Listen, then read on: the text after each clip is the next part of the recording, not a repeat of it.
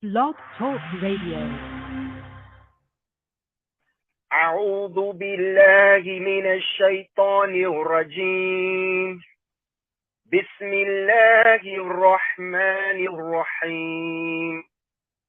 الحمد لله رب العالمين الرحمن الرحيم مالك يوم الدين إياك نعبد وإياك نستعين اهدنا الصراط المستقيم صراط الذين أنعمت عليهم غير المغضوب عليهم ولا الضالين.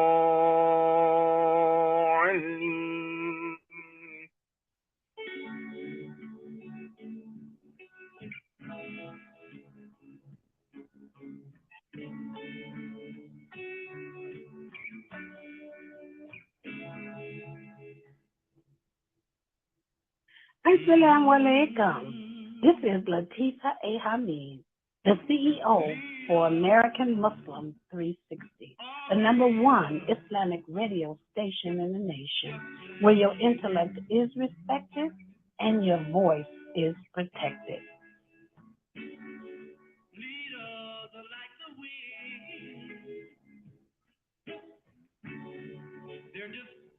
The views expressed by the host guests are their own and not necessarily the position of AM 360 or the parent corporation, the Community-Wide Shura Conference, CWSC Incorporated.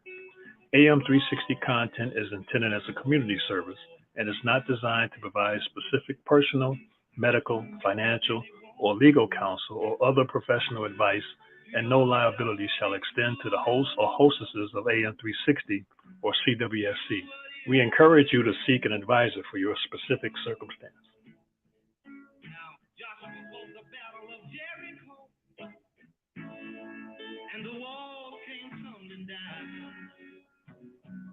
Community-Wide Shura Conference and American Muslim 360 invites you to promote your organization or event on the #1 Islamic radio station in the nation, where your intellect is respected and your voice protected.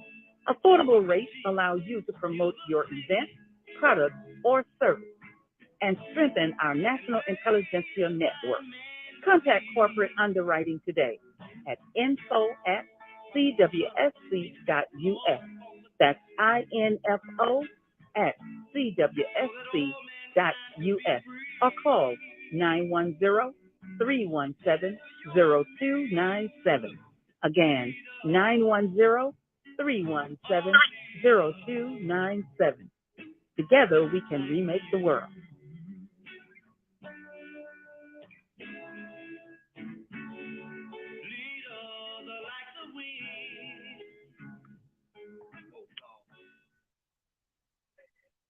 Assalamu alaikum wa rahmatullahi wa barakatuhu, and welcome to another edition of the CWSC Friday Roundtable. I am one of your hosts, Latifah A. Hameen, and I have my co-host, Alia Abdur-Rahman.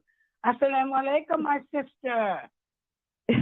Wa alaikum salam wa rahmatullahi wa barakatuh. How are you? I smile when I hear your voice. Alhamdulillah. It's so good to have you back. Alhamdulillah. Alhamdulillah. Oh, thank you so much. Alhamdulillah. We have to praise Allah and thank Allah. So thank you so much for your du'as and prayers. Alhamdulillah. How are you today? And Juma Mubarak. Juma Mubarak, sister. Alhamdulillah. Every day that I can wake up and Allah bless me to see another day, whatever's happening, I'm doing okay. Alhamdulillah. That's true. I was glad to see your number. And we always have to give a praise to Almighty God, Allah, because like I said, if it wasn't for Allah blessing us to be here, we would not be here. And Juma Mubarak to all the listening audience out there. Again, we want to give praise to Almighty God. La ilaha illallah wahdahu la sharika lahu lahu mulku wa lahu hamdu wa huwa ala kulli shay'in qadir. Kulina salati wa nasuki wa makyaya wa mamati lillahi rabbil alamin. Oh Allah, we seek our refuge from anxiety and grief, and we seek our refuge from the lack of strength and laziness. And we seek thy refuge from cowardness and niggardliness.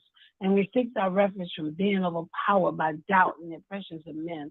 O Allah, please suffice to us with what is lawful, to keep us away from that which is prohibited, and with thine grace make us free from want of that which is beside thee. O Allah, you are our Lord. There is no God but you. You created us, and we are your servants, and we uphold our covenant to you as much as we're able.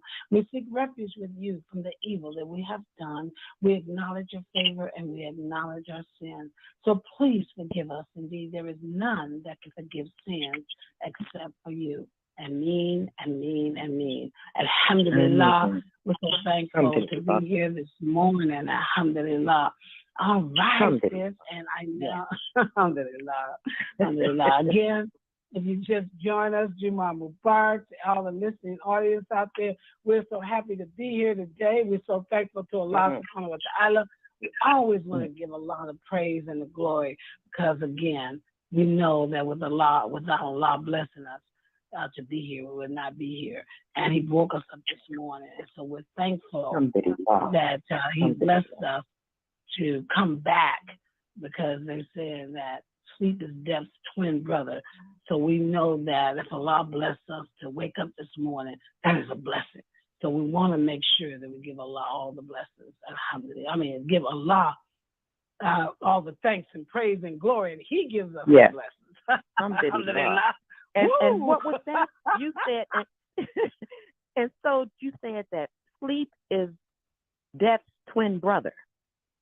Yes, that's what says the Quran, that sleep is death's twin brother, yes.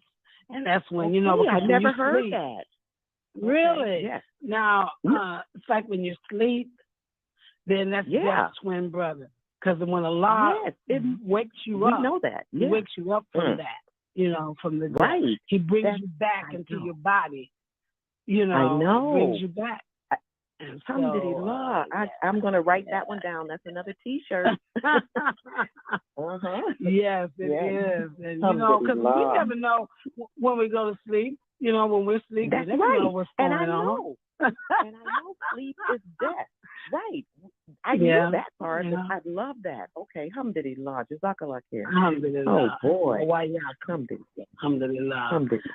So we are going to, today, this morning, we have, for our first time this morning, we're going to have Sister Alia. She's going to talk.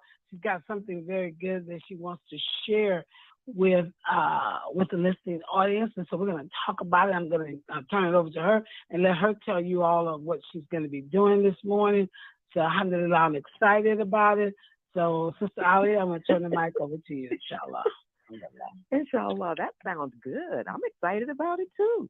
Wow. You made it sound more exciting than I even thought about. But alhamdulillah. Thank you so much, Latifah.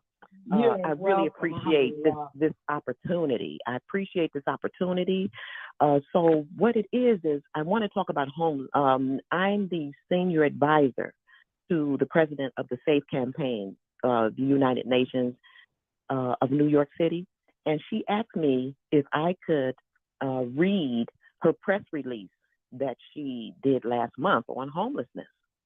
So it's a letter, and so we're going to try to get follow-up from this. So I'm thankful to AM 360 and CWSC for giving me this opportunity, because we need to know about this. It's a situation. It's a consideration. It's a something we need to address. So it's a letter. It's a press release. It was sent out on April 21st, 2023. This was during Ramadan. So it goes like this. Dear Reverend El Sharpton, my name is Dr. Kalima Fatima Abdul-Qudus, PhD. I am the president, founder, program director of the SAFE campaign, NGO, and special consultative status with the Economic and Social Council of the United Nations, as well as the VP of the World Human Rights Service Council of the United Nations, New York City, to solicit your supports in our mission to enforce necessary changes within the state's Department of Homeless Services operations My program has committed to representing the homeless as an advocate. We have begun the enforcement and released the official letters of notifications to pertinent parties, including Senator Gillibrand, Mayor Adams, the United Nations, Governor Hochul, Director of Homeless Services, statewide, as well as some local facility directors. We've also released the press release. And I am hopeful to join forces with you as the people we primarily support, yet not in exclusivity, as we are not racist. Are people of color who are marginalized by systemic disenfranchisement worldwide. These are generally descendants of African slaves in America or are in diaspora. We've made loads of changes and have in silence supported many to change, as charity should be in silence according to Almighty Allah. I was a guest on your show, speaking about Sharpton Talk Show, some years back, and would really appreciate partnership with you on this matter. Please consider my offer. I believe we will accomplish a lot. I look forward to receiving your response and offer you my direct number, and she has her number here. You may also contact me on alternative numbers, or you may simply reply to my email. I pray for you an amazing weekend as we are celebrating the Eid al-Fitr festivities after Ramadan, which begins tomorrow. Respectfully yours, Dr. Kalima Fatima Abdul-Qudus, PhD, President, Safe Campaign, NGO, and Special Consultative Status, United Nations, New York City, New York. Okay, now this was the press release that was sent out. I asked her, and as of yesterday, she had not gotten a response. So I will keep AM 360 abreast of the responses because this is an issue, like I said, that we need to address. I wanted to speak about, to continue, there was a man this week, I don't know if everybody heard about it. A lady got out of her car. I think it was her great-grandchild. She put the child in the stroller. He was on a decline. She put the child in the stroller, the decline. Now, the decline was going into the highway. Oh, my goodness. I don't know if a lot of people heard this story. You can pull it up online. And so no, I haven't. I haven't either until someone mentioned it to me. That's why I was interested in bringing up about the homeless.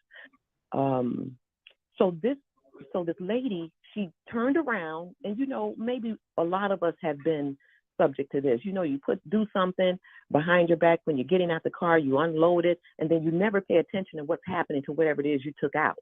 The lady turned around, the child was going down the hill in the stroller. She couldn't run fast enough. She was yes. And she was falling along the way. It was a decline. Okay, so she was falling along the way. Do you know a man jumped out of nowhere, rushed, saved that child, and if you pull it up, you'll see it. The highway is right there. Can you believe? He was a homeless man. He was a homeless man who used to be a truck driver. Should I say more? We don't even know. We never know. And he just says, this man, they have his interview on CBS. He said, I was just at the right place at the right time. So I want to say that in preface to what I'm going to read about the homeless. We don't know. We can't base judgments. You can't tell a book by its cover. We don't know where these people come from. We could be one of them at any moment, any time. We don't know. Maybe this man was homeless just to save that child. And then they said some people started offering him jobs. So a few days ago. So there are 4 types of homelessness. Okay, so I'm going to mention that. Any questions, Latifah? You want to see if there's anyone who has any questions or any comments? No, there's not any at this time, so you can continue on. Okay, very good. Okay, alhamdulillah. Okay, so I don't think we know these things, and so that's why I like to preface with statistics and things like that. There are 4 types of homelessness. It's a global issue. Although a safe home should be a human right, there's nearly 31 million children around the world who are left homeless, and their families are forced to flee their homes due to war, disasters, tsunamis, poverty, unemployment. Some are left without shelter due to their circumstances. Some reasons include unemployment, waning public assistance program, mental illness, and some of the other things I mentioned, war, etc. In order to find sustainable solutions to the national crisis, we need to understand the types of homelessness people in this country that they face every day. Okay, the first one is transitional homelessness. I've heard of transitional. We know that's going from place to place to place. Okay, so let's see what transitional homelessness is. It's a state of homelessness that's a result to catastrophic events. These life changes might be job loss, a health condition, divorce, domestic abuse, a substance use disorder, or personal or family crisis resulting in people being in unhoused situations for less than a year. People who experience transitional homelessness may enter a transition for a limited time. They may also sleep in their cars or outside. Some of them still have jobs that can't afford housing or other expenses. Okay, and that's transitional housing. And so if we think of transitional, I've seen people sleeping in cars. I've seen people sleeping on the side, and then the next day you see them in suits or, afford it. So they have to go from place to place. Many people, excuse me, experiencing transitional homelessness tend to be harassed and discriminated against when they seek alternative housing. The first sign of homelessness for them may be sleeping over with friends, which is considered less serious, and obviously sleeping on the street. Okay, so that's the first one, transitional housing. And as I'm reading this, I'd like everybody to think about if we've ever done this ourselves, or if we know someone who's doing these things, they could be in transitional housing. Okay, the second one is episodic homelessness. They experience 3 periods of homelessness within the last 12 months. It's called EPISODIC, episodic homelessness. So that's like periodic within a 12-month period. Interesting. Like transitional homelessness, many of those facing episodic homelessness are younger, dealing with a disabling condition. These conditions could be substance abuse, mental illness, and other mental or physical health conditions. And episodical unhoused people have seasoned or minimum wage income jobs. Episodic homelessness can eventually become chronic homelessness without resources and support. That's number 2. Number 3, chronic homelessness. Chronic homelessness. A person experiencing chronic homelessness is defined as unaccompanied homeless individual with a disabling condition who has been homeless for more than 1 year. More common for people experiencing chronic homelessness to also dealing with a disability, mental health condition, addiction, and that kind of thing. Chronically to be older and make up 17% of the homeless population. That's chronic homelessness. Okay, number 4, hidden homelessness. The 4th type of homelessness is referred to as hidden homelessness. Hidden, HIDDEN. Keyword, homelessness too. So this is hidden homelessness. Individuals who live with others temporarily without a permanent home. Hidden homelessness, as it is often most unnoticed since they lack access to housing support resources and cannot be identified, they are hidden from national statistics. Since they lack access to housing support resources and cannot be hidden from can be hidden from national statistics on homelessness, people who experience hidden homelessness often turn to friends for a shelter or a place of refuge. In a lot of cases, many of these people rent or afford other living expenses. Many in the hidden homelessness population are younger people who have sudden catastrophic life-changing issues, trauma, or challenges as a result of this. Youth and discriminate against when they seek alternative housing. And that's it. So there are 4 different types of homelessness. Transitional, but it's difficult for me to pronounce that one. Episodic homelessness, chronic homelessness, and hidden homelessness. That's all of what I have for the names and the titles. And we should be vigilant in aiding these people, as I just gave you an example of a situation where a homeless person saved a life. The baby, you'll see it if you pull it up, the baby is maybe 20 feet from the highway as this man jumps to save that child in that stroller. And I'm thinking about when I know people who are doing hidden homelessness. I know people in transitional homelessness. I never thought about people sleeping on couches as they could be homeless. You know, you never think about it being long term, right? Mm-hmm. Yeah, that's true. And let's I'm thinking about what you're saying, and I think this is a good. Let's break each episodic homeless. Yes. That's what that's the one. Okay. Now let's break each one of them down. Okay. Let's good. Thank you. I wanted to do that. Okay. Okay. What was the first one you said again? Transitional homelessness. Transitional. Now, if a person is transitional, that means they're in between. Now, let's talk about the transitional first. Transitional. Okay. Yes, that's the one when people have episodes. They might lose their job. They have a health condition, divorce, domestic abuse, substance use disorder. Those are the kind when something traumatic happens real quick and they weren't prepared. They don't have money saved.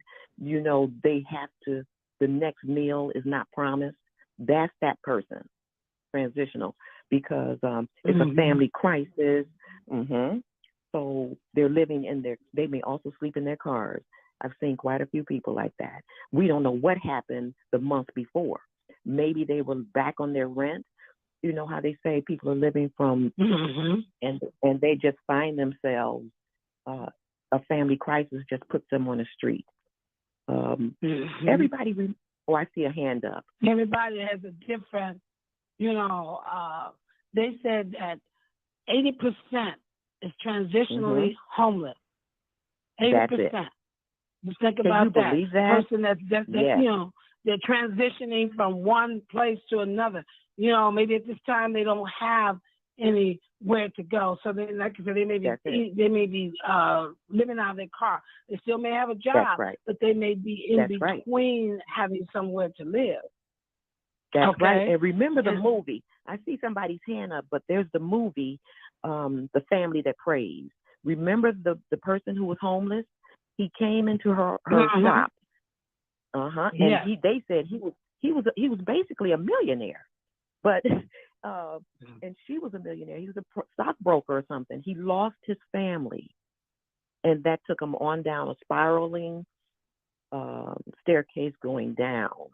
He became homeless on the street. Yeah, that's something. Now, they said in here is that hard truth is 75% of people experiencing homelessness lack permanent shelter and have to make do with whatever they can find, whatever they can find. So that's something. That's something there. Okay, then so that 80% is transitional in between. Then you have episodic homelessness. Homelessness people can also experience episodic homelessness. They are currently unhoused or experience at least 3 periods of homelessness within the last 12 months. So that means it's periods, episodic. You got periods of it. It's not all the time, but you may find yourself homeless for 3 or 4 months, and then you may find someplace. Then you have homelessness again, 3 periods within the 12 months. So every 4 months, you may be homeless. That's something there, you know. Yes, yeah. And you know that attributes. Yeah. And that attributes to their mental health and their physical health, not knowing where you're going to be in 3 months. That's something. It is. And so, wow. So this can be, you said, these conditions can be substance use disorder, mental illness, and other mental or physically health conditions. That's right. And they said in some cases, episodically unhoused people have seasonal or minimum wage income jobs. Exactly. It can become chronic homelessness without the adequate resources for it. I mean, we have a lot going on in this society. There's a lot of people that are homeless. You may not know that. You know, they said the first sign of homelessness for these people that are the transitional people, the first signs of homelessness are they may be couch surfing or sleeping over with friends, which is not as serious than sleeping on the streets. So 8% of those who are experiencing homelessness identify as youth and young adults, 8%. There are around 550,000 people under the age of 24 and 380,000 under the age of 18 that are experiencing homelessness every year.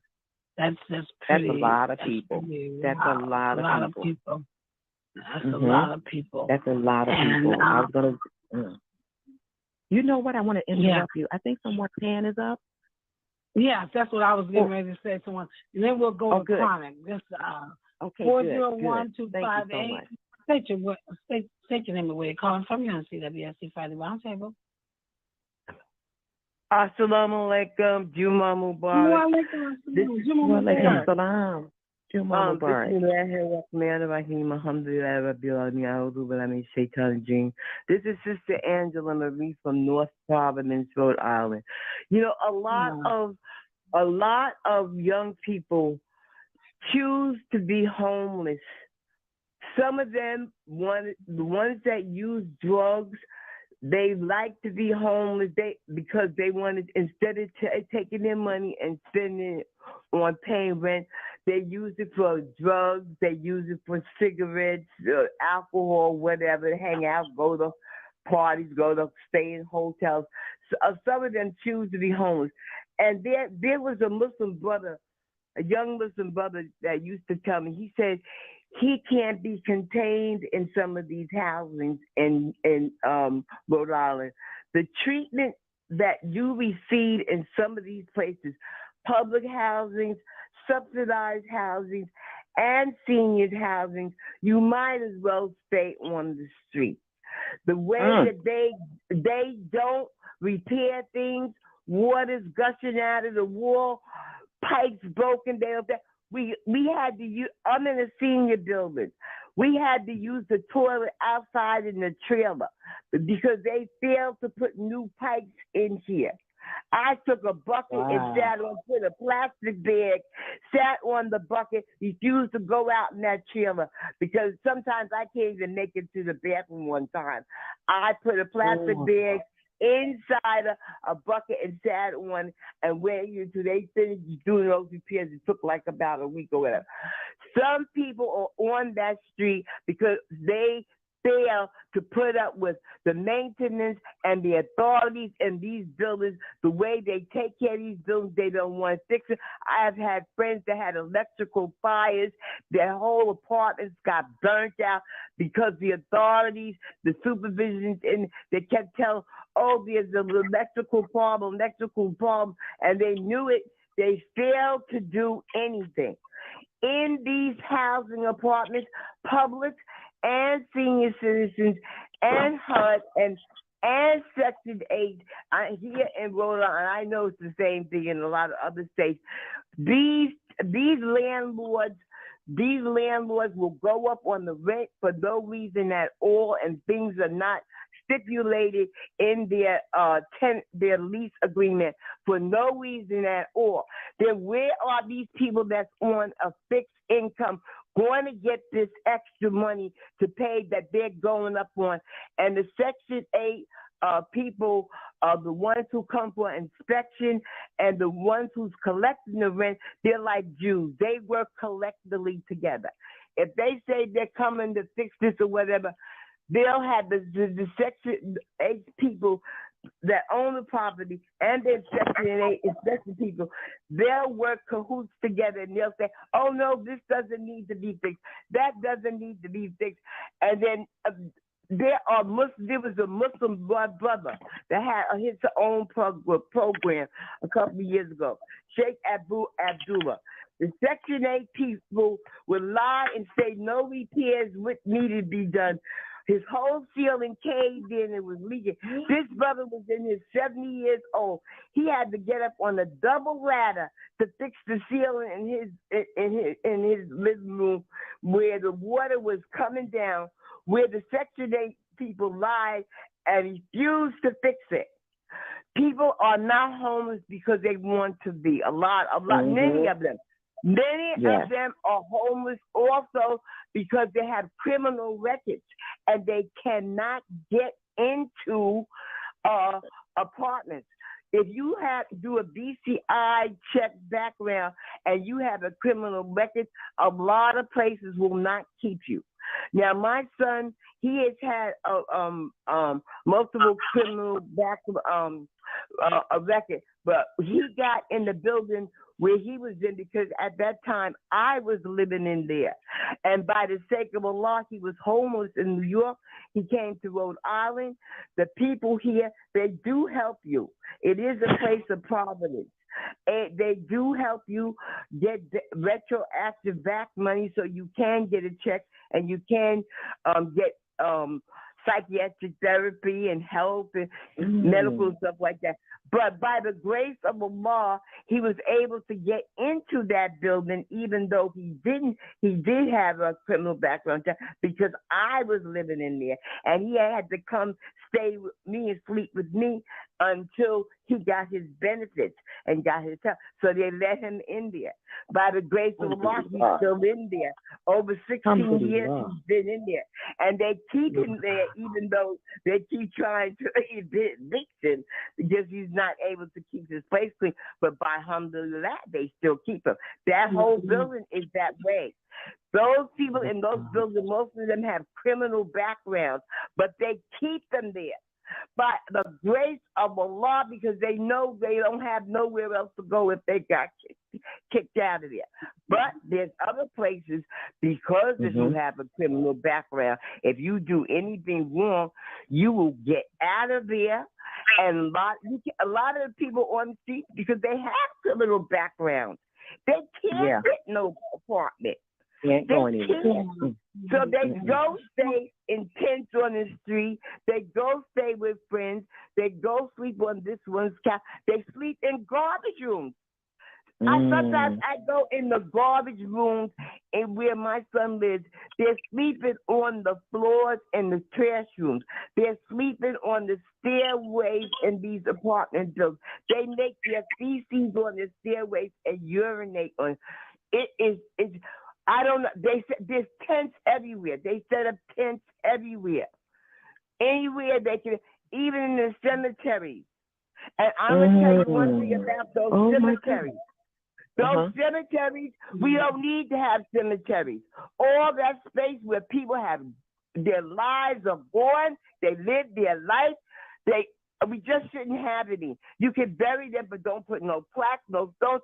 They can make that place a place for the homeless people to live. Why have all those stones, all those memorials of dead people? Their life is done. Their purpose is over. And there's people nowhere to live. They could be building houses there. You could bury someone there, but they have to something. Well, Sister Angela, we're going to have to take a station. All right. Okay. Thank you so much. I can hear the passion in your voice. Thank you for sharing. Thank you so much. Wa alaikum salam. Thank you so much. We're We're going to take a station identification break. This morning, we are talking about the homelessness, the various forms of homelessness. And Angela was just talking about all of the homelessness that she has seen around her and all of the different places that people cannot get jobs, or I'm sorry, they cannot get anywhere to stay because they may have records, because they may have drugs. So there's so many things that are going on. And when we come back, we're going to talk a little bit more about the different kinds of homelessness, inshallah. Don't touch that dial. We'll be right back, inshallah. God's peace be upon you. God's love be upon you. God's compassion be upon you. The one soul of humanity. May we let it be in thought and in action. On behalf of CWSC Intelligentsia, the #1 Islamic radio station in the nation, where your intellect is respected and your voice protected, American Muslim 360, the Speakers Bureau, the Model Community National Resource Directory, the Volunteer Human Resource Network, Scholarship, the Learning Lab, Ambassadors, National Leadership Advisory Council, Internship, Leadership Development Council, the Think Tank, Strategic Family Institute, the bookstore. May we share completely humanity in spirit and in form, from thought to action. God's peace, God's love, God's compassion. Assalamu alaikum.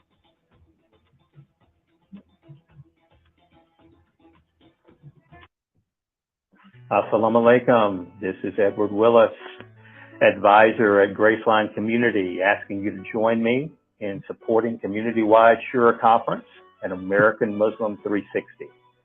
Make your tax-deductible contribution today at CWSC.us or phone in your pledge to 910-317-0297.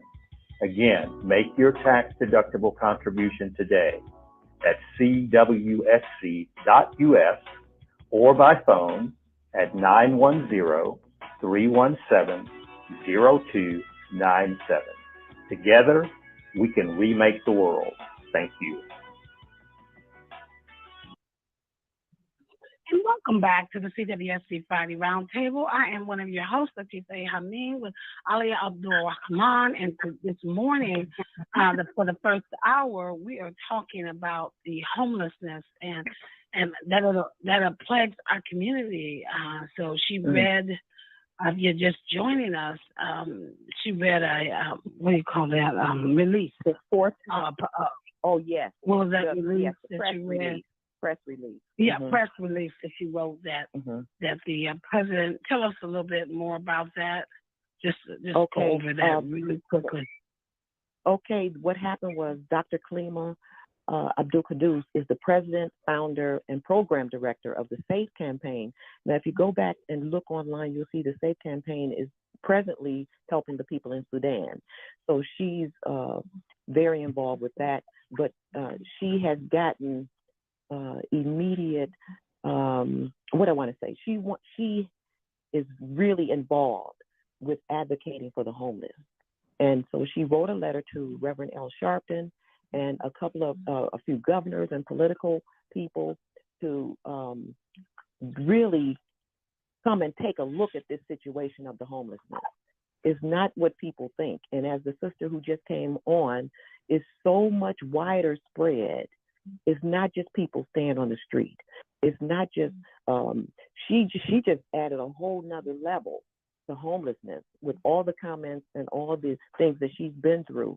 So homelessness is something that we should look at because there's 31 million children under that.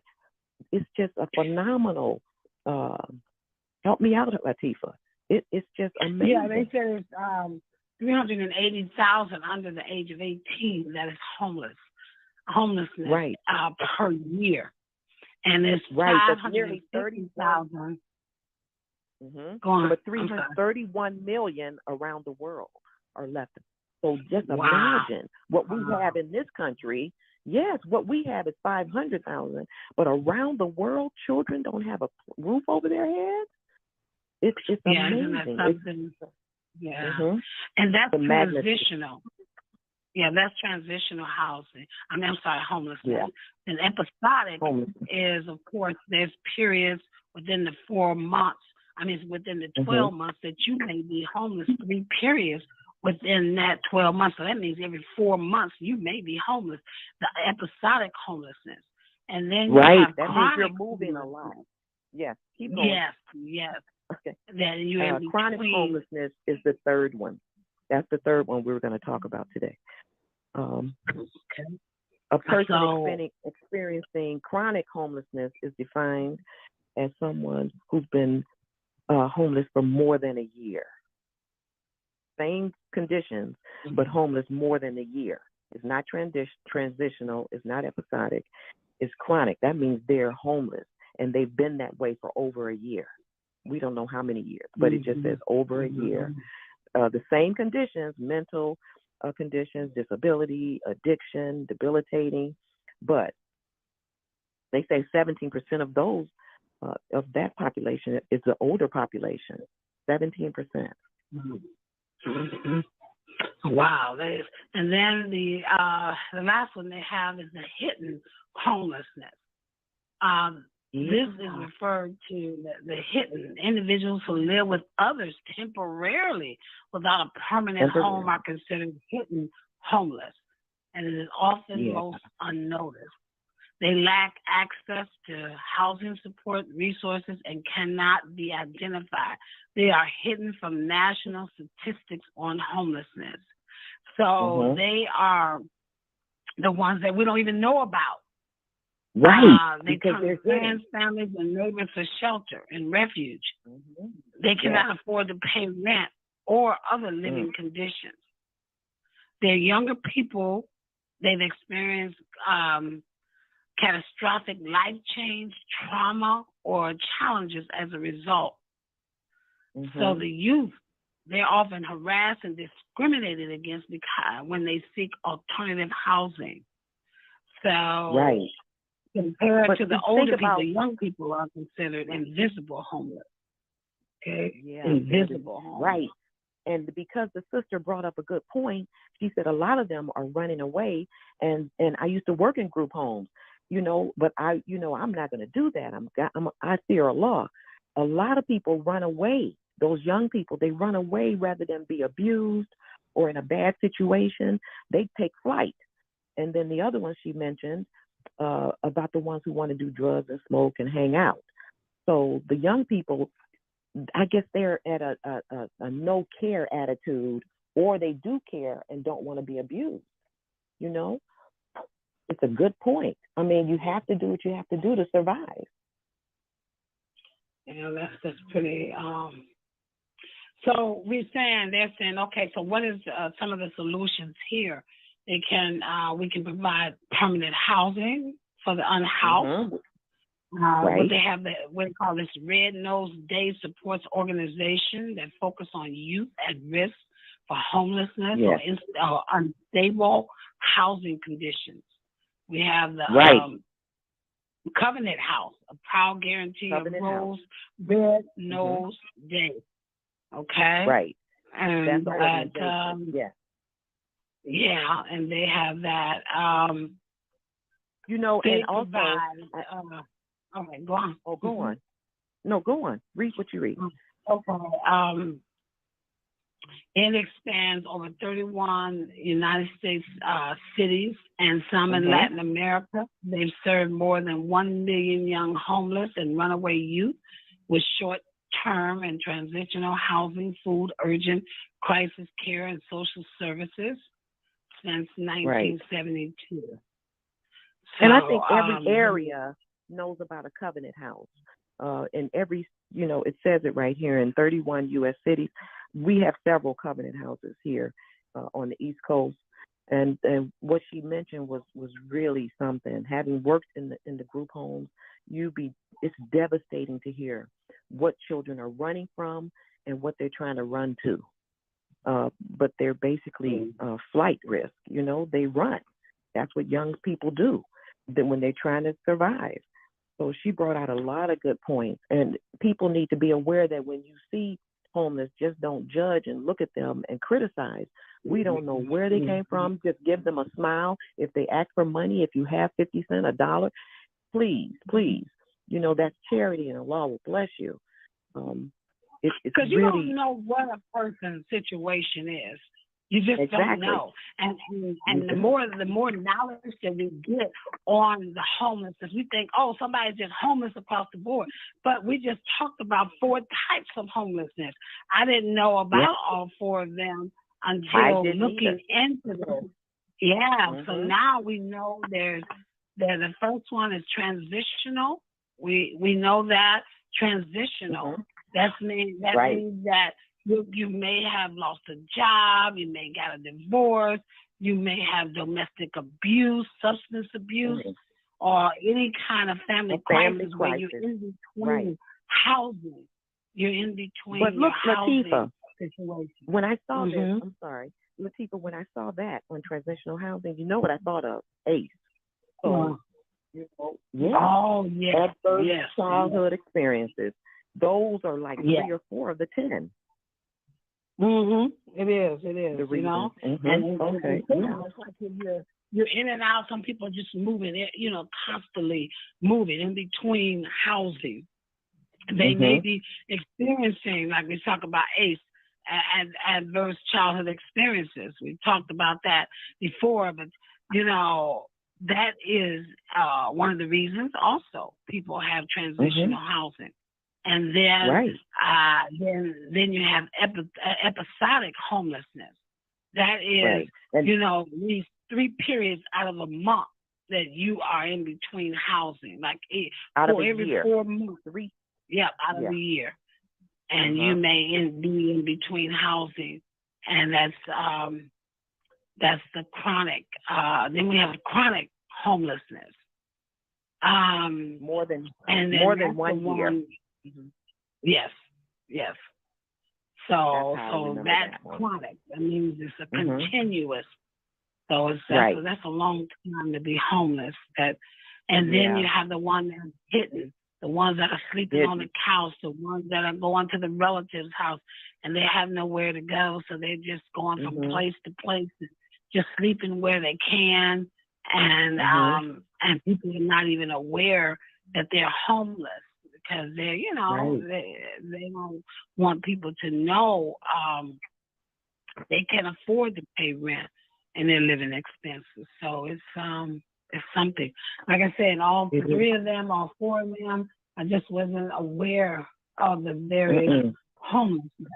And there's so many people, especially the ones that are living on the street, they're more chronic. You see them been living on the street for years. We had a program. Yes, at a program this weekend, and one of the people that we honored in this women's group is a lady. She deals with homelessness, but she was homeless for 11 years. 11 years, and she got blessed to come out of that. But she has a story. 11 years. Okay, but see, that's one of the things that needs to be addressed, because everybody needs help. And we have so much money floating around in America. Couldn't someone take a building in each town who have money and renovate it for the homeless? I mean, there's so many condemned buildings. I don't see why we have this. I know why, but so many condemned buildings, empty buildings. So many places people aren't doing their job.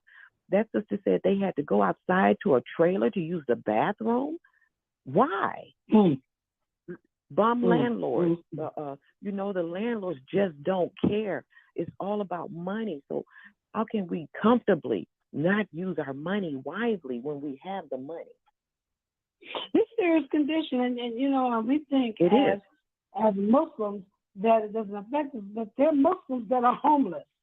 So that's right. So don't they say don't get it twisted.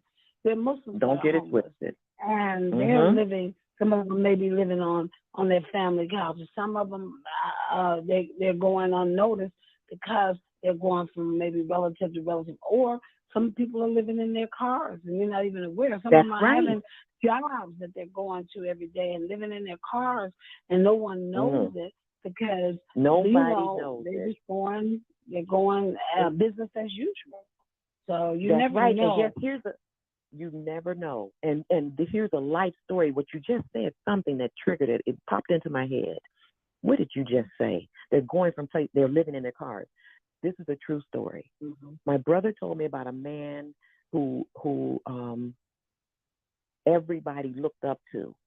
Now, this is a true story. I'm from Ohio. Everybody looked up to him, and he said, Alia, nobody knew that his Cadillac was his home.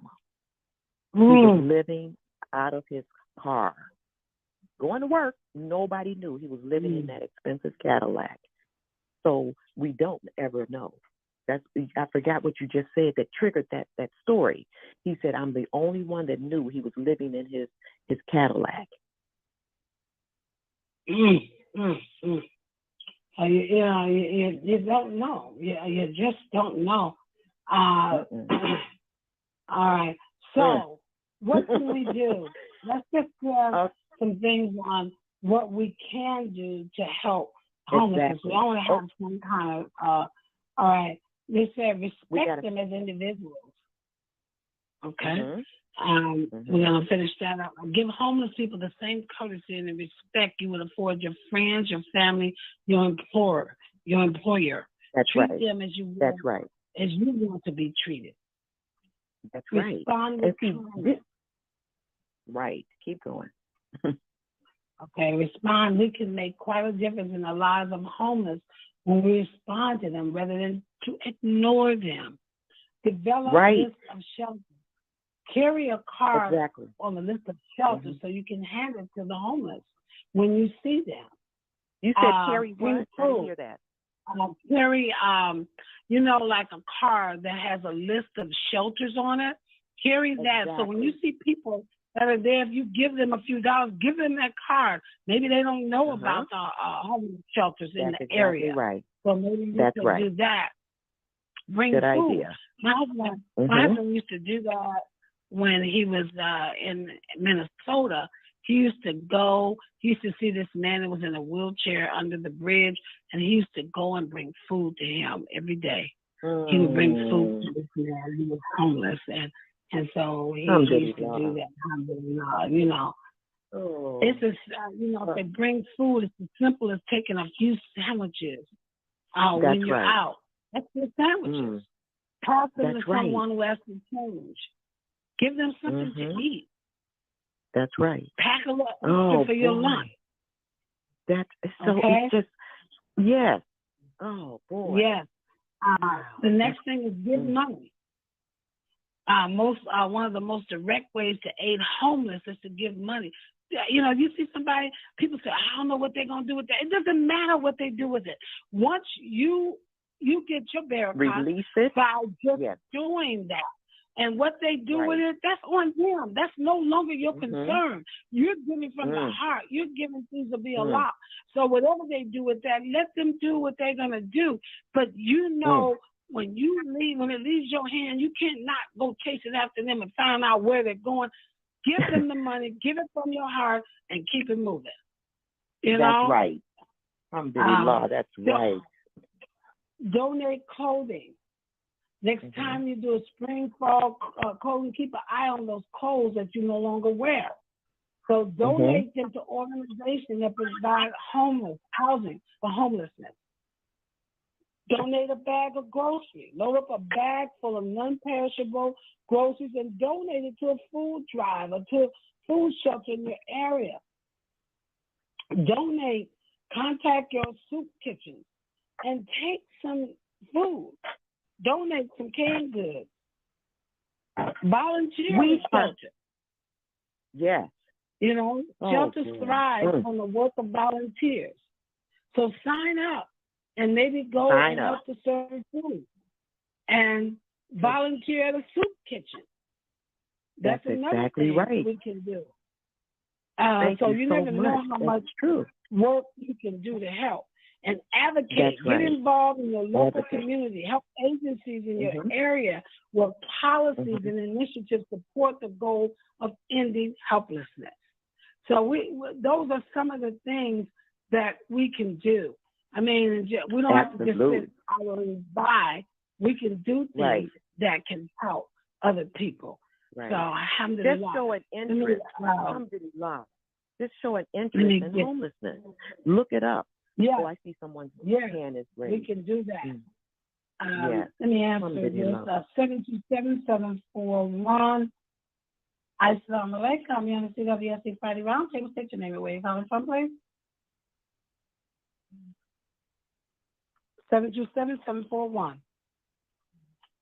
Assalamu alaikum. This is Martha Naila Abdullah calling from St. Petersburg. Wa alaikum salam. Alhamdulillah. I never know where you're calling from, sis. I know. Yeah, I I see never the number know. and I said, I know. Well, listen, if you could see me right now, you was let me everyone, greetings of peace to everyone. Juma Mubarak. Juma As I'm Mubarak. calling from the Florida area, and love the two of you. I love you, and we love you too. praise Alhamdulillah. to Allah. This week, I have just experienced. Well, number one, I would be in that hidden homeless.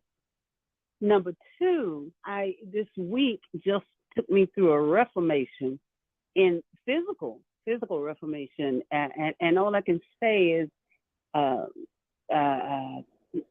body going through a whole disproportionate a renewal, and a replenishing renewal, and so much so to, when we think about dehydration, when we think about homelessness, we don't think about, we have to connect the illnesses that connect with the individuals who are homeless, and they're going to the hospitals, and they're being needing transportation, and taxis are driving by. You're like, oh, they're homeless, let them just walk it. But we have no idea how far they're trying to get. And it's not us to burden ourselves with saying that we don't. This is Allah subhanahu wa ta'ala allowing us to connect with the humanity.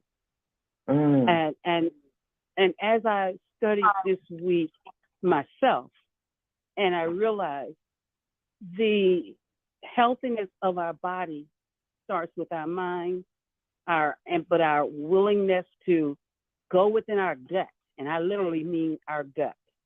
Look down into our gut and find that we're living mental gut and our spiritual gut, and then our physical gut.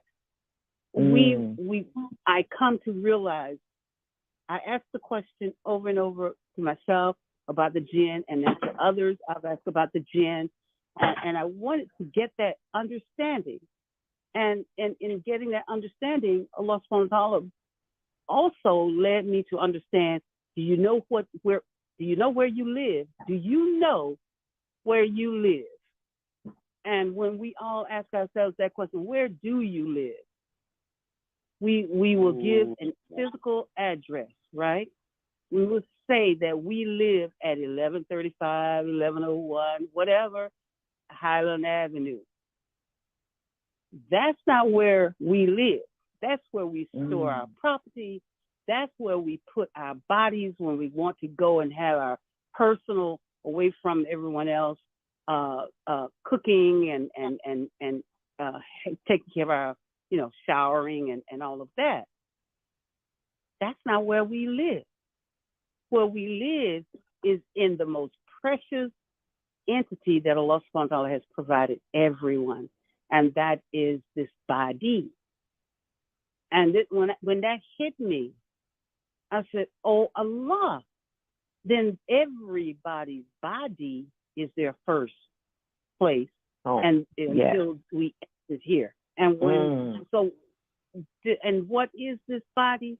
It is here to serve. It's not to serve the jinn. So when the body shows the reflection of our choices to eat certain things, and it causes us to overweight or become gluttonous, or it causes us to become, it shows up in, blisters and all of that. the body is humbly serving us. And it also hit me on going, how can we model the Prophet, presence, peace be upon him? That is by being like the most Muslim, the most humble state of being that is connected with us, that we're in every day. We're with the Muhammad. We're in the Muhammad. We're living with the Muhammad. Allah subhanahu wa ta'ala has given us this body. The most humble servant that Allah can give to us is this body. It humbles itself. It is the Muslim. Then it is the Muslim, then ourselves, as we concur with it intelligently, submit to the understanding how to submit. When I looked at my body and said, how do you submit? Oh, Allah, I had a lot of education, still have a lot of educating myself to go through. You know, so I'm thankful for this realization, whatever, but I had to go through, I don't say had, well, yes, I had to. Starting remember last Friday, Latifah? Everyone, please forgive me. When I felt the queasiness in my body, I'm going, what's happening? It happened so quickly, the way, and I said, oh, it's something I ate. It was bran flakes and milk. I hadn't had milk in a long while. So it threw my gut for a loop. And then Saturday, I began having chills. And then Sunday, I was out for the loop. I mean, we're talking about sleeping in the car, couldn't even raise your head to drive. You know, make yourself to your destination and you're sleeping, but you're up and down. Dehydration took its course, massive dehydration. And dehydration is not something simple. It takes root in the system to let you know that you have violated things about your body, and now it's letting you know big time. So our body, our Muslim, the servant that Allah has granted to be with us is here to serve us, following Almighty God's command. So whatever, and I said to myself, you know, and speak of Ace, what has been having me hold on to this weight when my weight is normal between 145, 160. I mean, the lowest would be 135, really.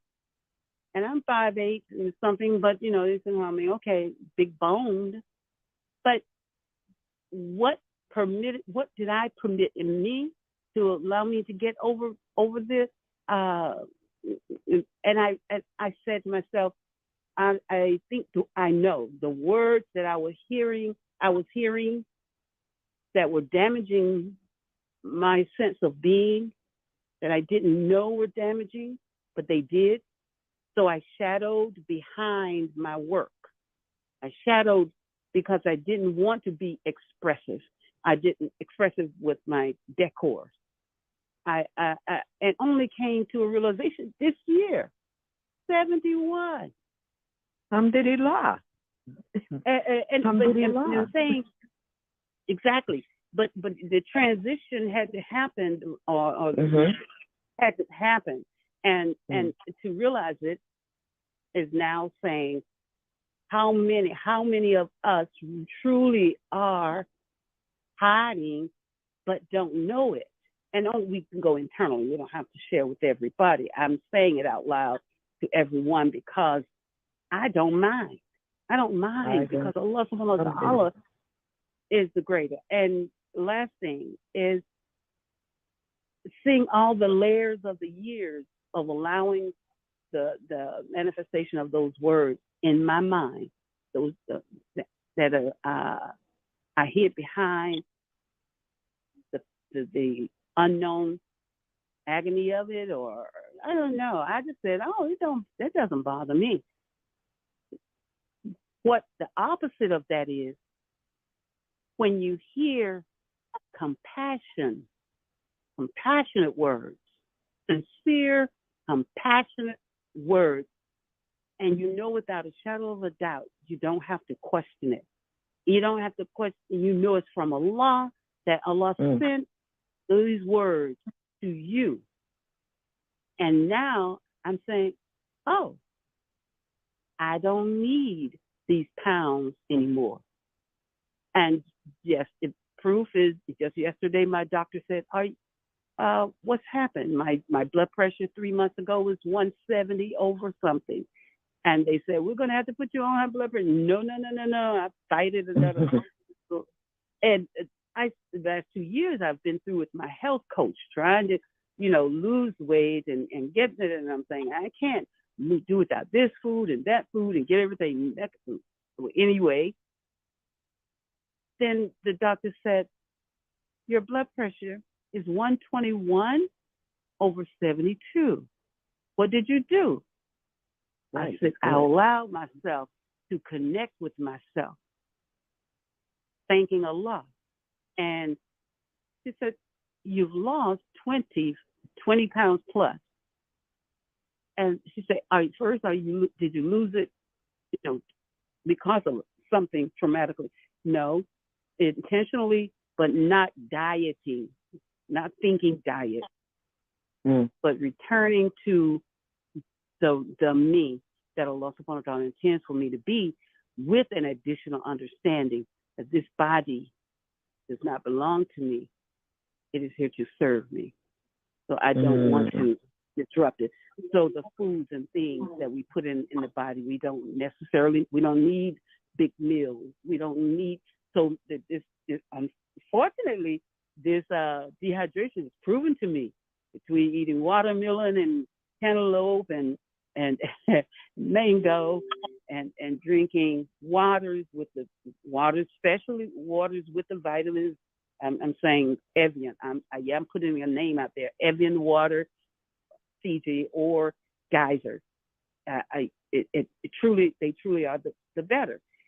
And then, but I was still massively dehydrated, so I had to get the Pedialyte, what you call the electrolyte water. So I'm drinking up on those. But there, but so the top of your head hurts, everything. Yes, ma'am. Martha, we're going to have to move on. I got to get ladies, thank you so much for that. I'm through. I appreciate you. Thank you for sharing. I pray you replay this. Everyone, thank you. Assalamu alaikum. Wa alaikum salam. Thank you so much, Martha. Alhamdulillah. We're going to take a quick station identification break. Then we're going to come back to our next guest. I apologize. I mean, sometimes we have to share, and that's alhamdulillah. All right, we'll be right back, inshallah. Assalamu alaikum. This is the Latifah Hadi, Director of the MCNRD Model Community National Resource Directory, reminding volunteers of our upcoming MCNRD Social Connect Conference every last Sunday of the month, 1 o'clock p.m. to 2 o'clock p.m. Eastern Standard Time. We look forward to your participation, so please check your email for conference call information. Thank you so kindly. Assalamu alaikum.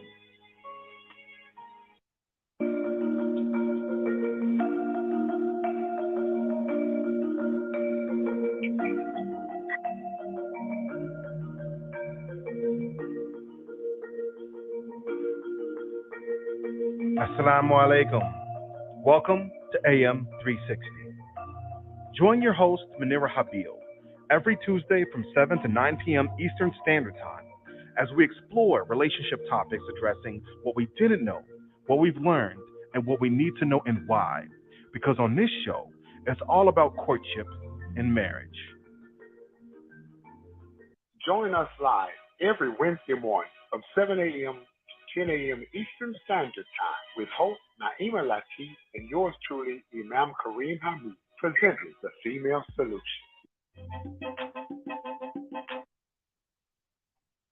And welcome back to the CWSC Friday Roundtable.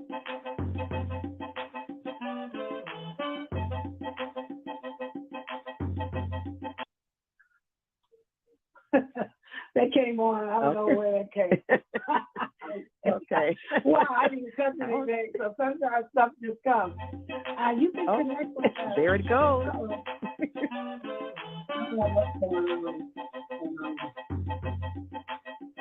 Assalamu alaikum.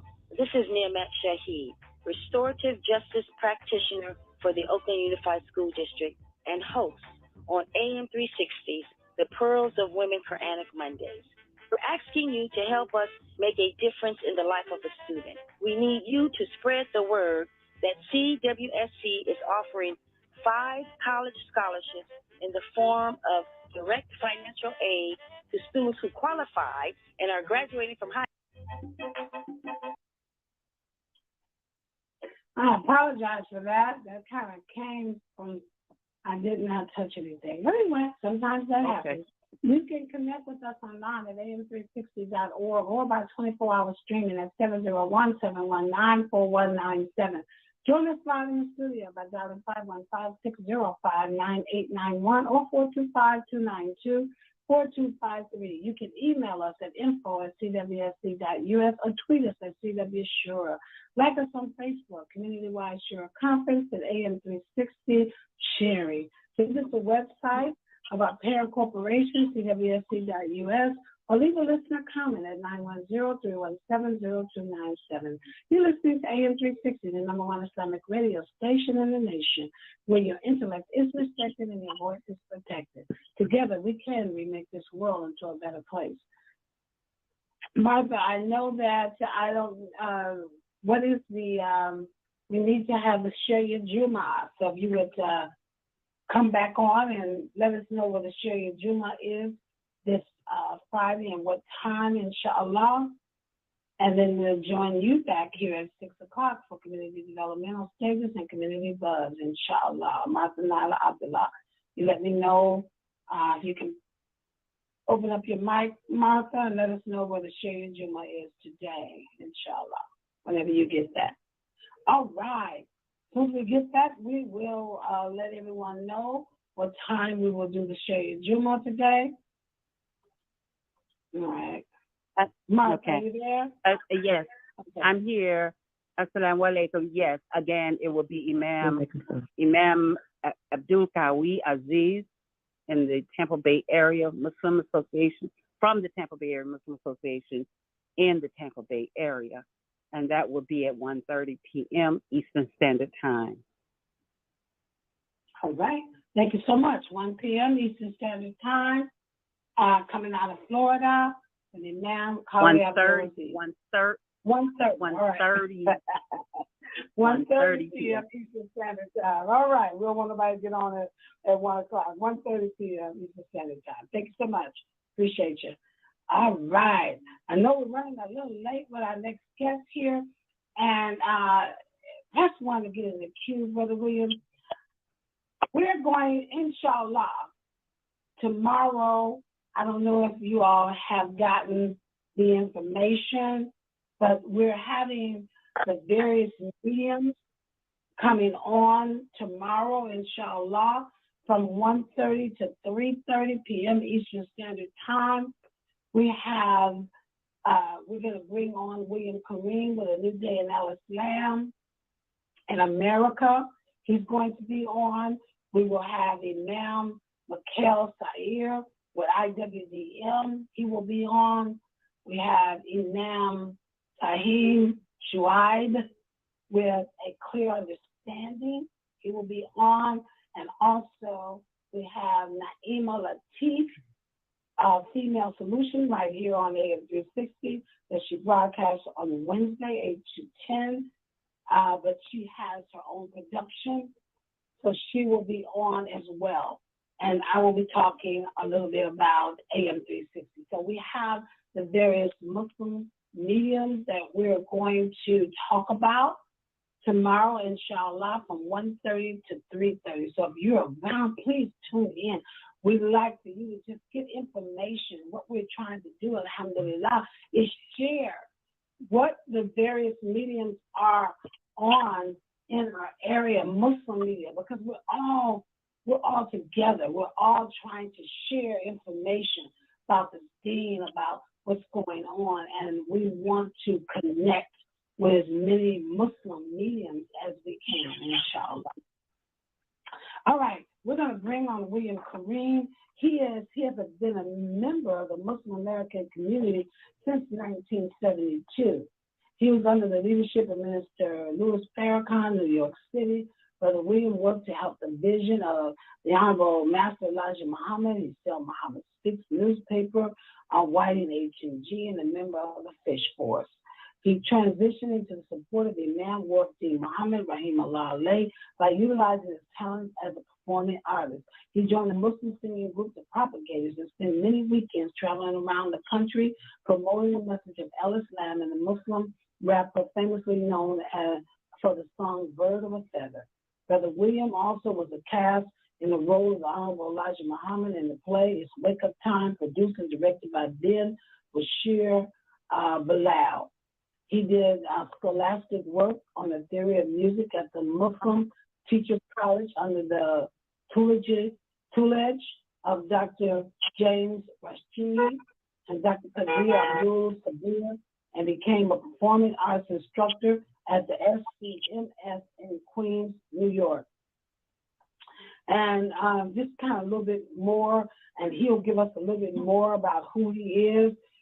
Today, he works, and well, of course, he's been working in the media, professional and community. He's a leader. He produces, he markets, he promotes. He does all of this. He has a program. He serves as a creative director for the regional internet radio program, A New Day for El Islam Community Radio. Bring on William Kareem. Assalamu alaikum, Brother William. Assalamu alaikum, Brother William. William, are you there? Okay, yes. Okay, I'm here. I had, of course, I had myself on mute. Alhamdulillah. Good to be with you, sisters, this morning. Alhamdulillah. Thank you for coming and just being patient with us. That's what we're about. Being patient. That was on his end right there. I ain't gonna take that one. I will. I'm speaking about our last conversation with Sister Martha. Yeah, that was a powerful conversation. We communicate all the time with Sister Martha. She came, as a matter of fact, she came on the radio program, A New Day for Al Islam Community Radio. It was about 2-3 weeks ago, and she was asking a question about the jinn, and I mean, it just started this big conversation that had been going on. We went on about Iblis, Shaitan, and the jinn for about 2 weeks in a row. But then I came to find out that, especially as far as being a participant on Facebook, Instagram, and running around New York City, visiting various masjids, that a lot of people are talking about that. This is what's being talked about today. And we come to some pretty good conclusions, especially as far as the New Day for Al Islam Community Radio, which comes on Monday through Friday from 10 a.m. to 1 p.m. And because we have this 3-hour slot, it gives those who call in an opportunity, regular believers, to come on the broadcast and share their concerns, questions, problems, and successes that are going on in their lives. And, Sister Martha came on like that. William, you're going in and out. What? I don't know. I'm going in and out. You're going in and out. Yes. Wow, man. Let me see. Okay, that's better. Wherever you're doing now, that's good.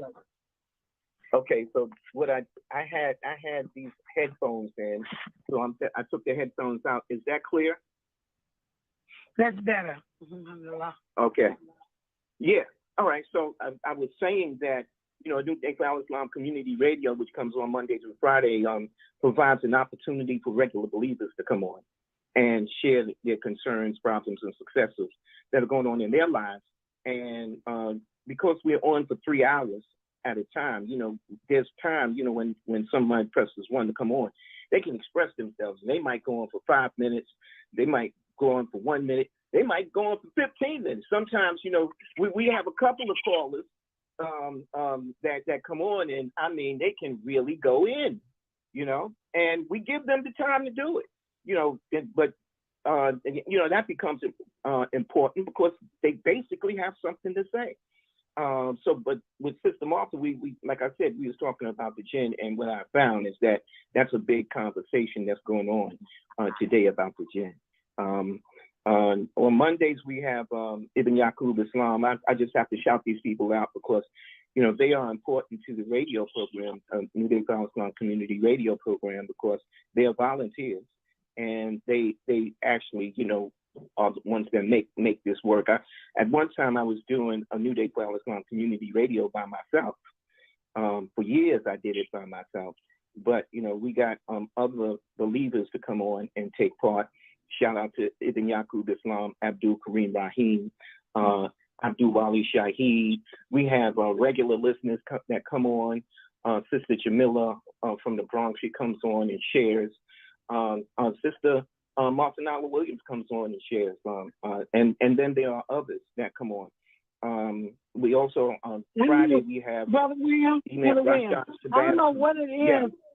But Brother William, I don't know. It's like you're talking and I can hear you, but it seems like something that's, you know, you'll talk and I don't know what that is.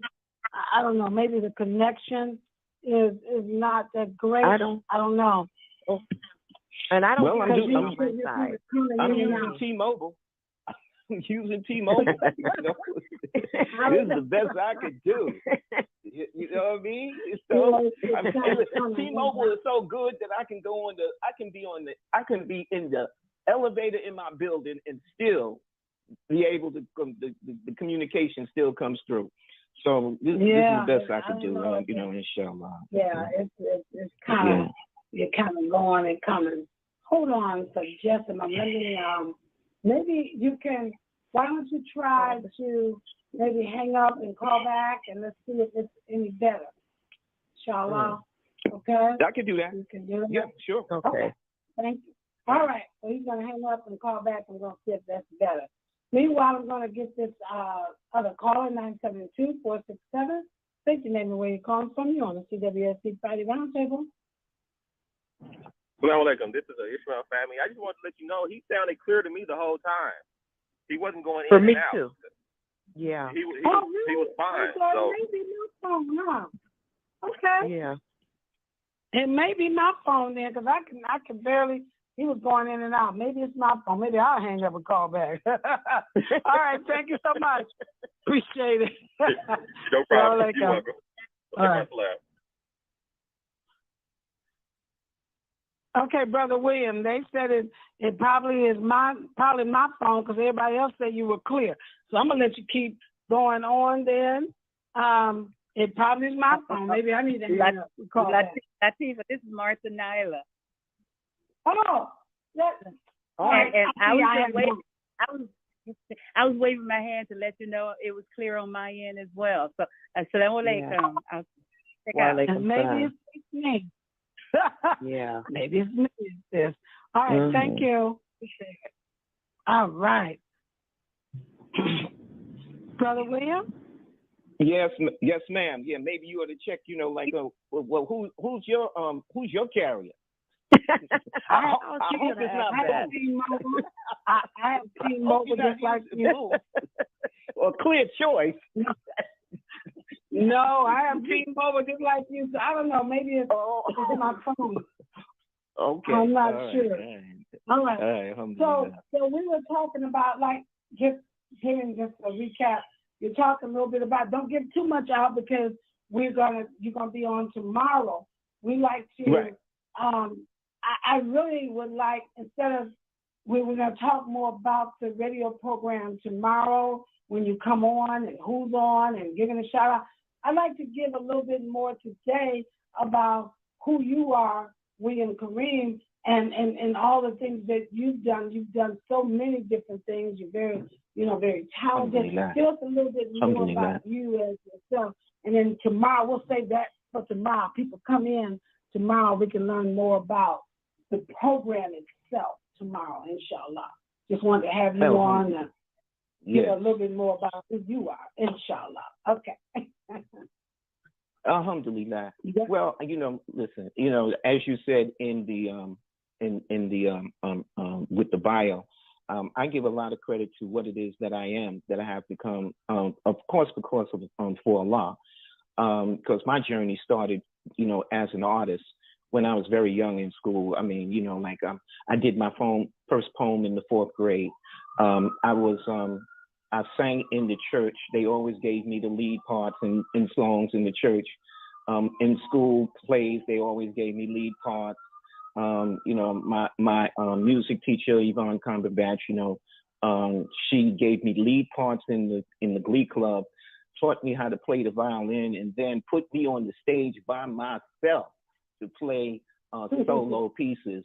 Out of I'm just going to say 50 or 60 people in the 6th grade, and she selects you, to here, I want you to play this piece. That says something, she believed that I could do it, and that was very important in my life, because anything that I've achieved, especially as far as being an artist in the Muslim community, it was the same thing. When I was a teenager and I was out there in the streets, I got a name for myself for being an artist, because my friends, they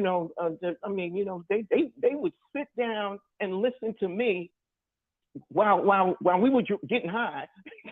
I would be telling them poems, and they'd be, yeah, you're right, brother, yeah, and then I got to the Muslim community, put all that stuff down, came into the Muslim community, and the Muslim community gave me a platform, to go ahead and express myself as far as the arts are concerned.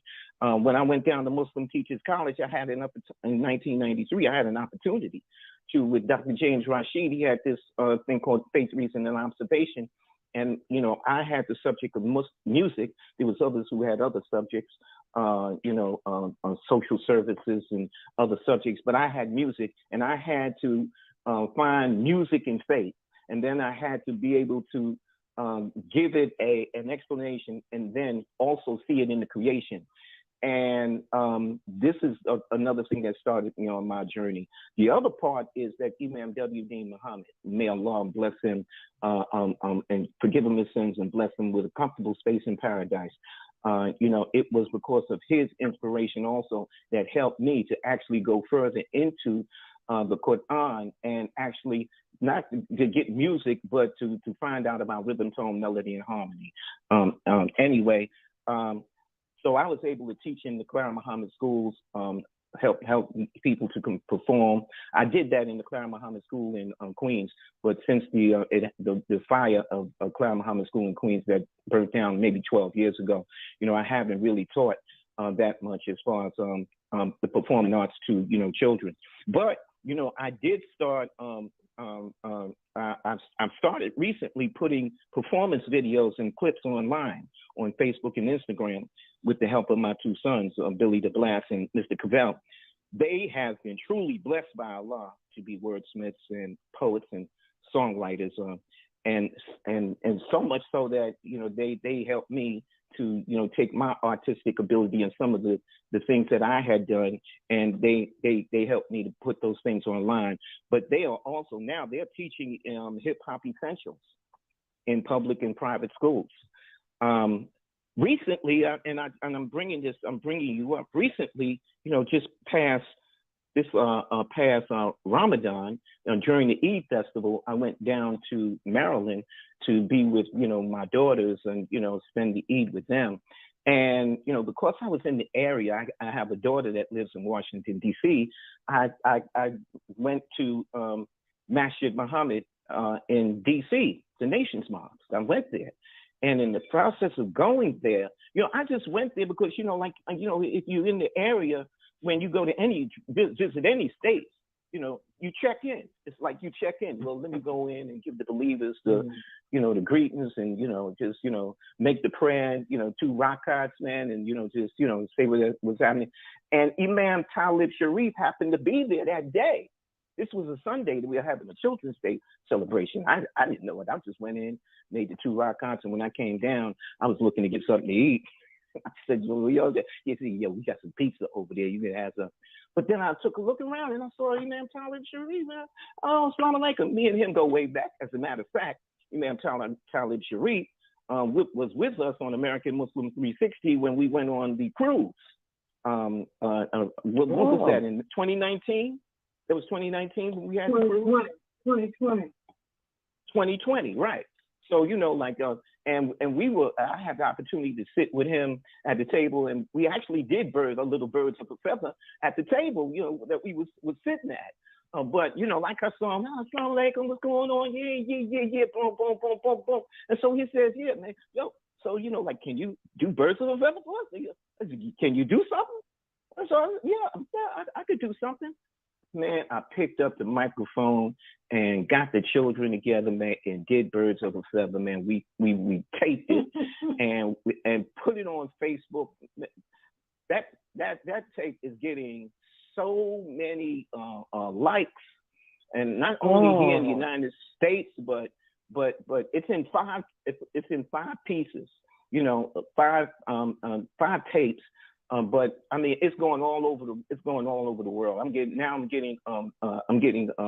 likes from people from Africa, from Israel, from Pakistan, from Egypt. You know, people are like, Assalamu alaikum, Assalamu alaikum. So, you know, alhamdulillah, that's what I'm doing. That's what's going on today with the mercy and the blessings of Allah. You know, Allah is the one who created us, and Allah is the one that will guide us. That's right. Amen. Amen.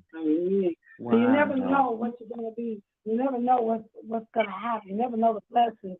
And sometimes you just find yourself in the right place at the right time. Alhamdulillah. Mm-hmm. That's right. That's right. Alhamdulillah.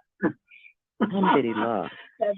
That's always good to be able to do that, because that's in you. William, you know, having that and you know, that kind of rhythm that you have and everywhere you go, and you can just pick up, because I remember, you know, even at our strategic planning, you know, you're rapping. Right. Yeah. You know, like, okay, I can just tell me something and here you go. Then you just, you know, it's like in you. Alhamdulillah. Who you are. Yeah, and the blessing is that the blessing that I truly recognize, and I thank Allah for it, is that my two sons, I have two sons, man, that they even better than me as far as being wordsmiths and poets are concerned. But especially in this day and time, when you start talking about hip hop and things like that, when you start talking about that genre of the art, when you start talking about it to that degree, that they can compete, hold their own, and actually do it in a positive and constructive manner. They can go to the other side now. I mean, they got a sword that can swipe both ways. They can go both ways as far as, yo, you want to go positive, we can go positive. You want to go negative, I got you there. It's like Moses when he threw his snake, when he threw his staff, it just ate everything up. You know, and you know, my son Billy D. Blast, he honed his skills with people like DMX, because he's from Yonkers. And so, you know, like that's who he used to battle against. He used to battle against DMX, you know, like the locks and things, the locks, you know, he brought them up, you know, and taught them about, you know, hip hop. And my son Cavell, I mean, this guy's just a wordsmith. And like I said, they're teaching hip hop essentials in the school. So I really feel, you know, truly blessed about that. Alhamdulillah. Alhamdulillah. Brother, I have to stop you. I want to get exactly how do you pull you up on Facebook, because I'm trying to look at you. I want to hear one of the songs. I want to hear. Oh, it's W. Kareem. Okay. Facebook.com/W. Kareem, or, you know, William Kareem. But I think if you say Facebook.com, /W. Kareem. Okay, how do you spell Kareem? There's 3 or 4 different ways. Kareem. Kareem. Yeah. Good. Okay. Yeah. And also, William, give us a little sample of some of the stuff you do, because I know you could come from the cup. Come. Okay, that's what I was asking. Give us a little sample of some of your rap in there, you know. Thank you, Latifah. Well, this is one. That's exactly what my next question. Okay, good. This is one that I've been doing that has really taken off. And it was a song that I used to do with the Propagators. But I just took a piece out of it and put it to some different music, and it worked.